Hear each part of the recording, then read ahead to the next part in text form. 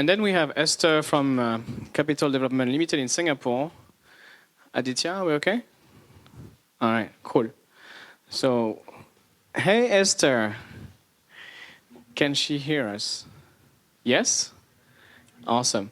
Great. Hello, can you hear me? Yes. Hello, Yes. hi. Hi, this is Esther, and just a correction, I'm from City Departments Limited, CDL. Yeah, so we are actually headquarters in Singapore. We operate in 29 countries and regions.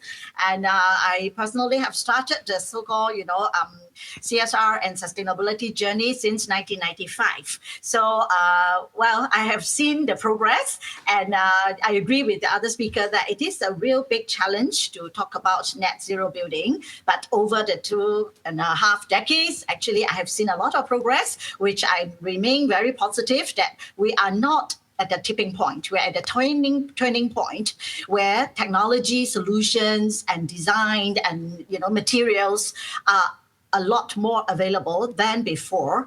And just now we hear Antonio talk about cement and all, and then so as a developer, when we get hold of a plot of land, we look at it from design perspective. You can design and maximize the ventilation through orientation, and we have actually adopted AI and digital twins to help us reduce heat gain right from the beginning by almost 20%.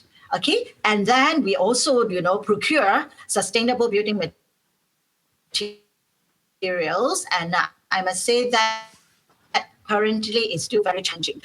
Now, of course, we hope to have more, materials that the other speaker was talking about. And in fact, we have been also doing some R&D to adopt, use some plastic waste to form sand aggregate to make into cement. And a lot of things are happening. And for CDL, we have actually built and owned 2 net zero single story building. One was opened in 2013, one was opened in 2017.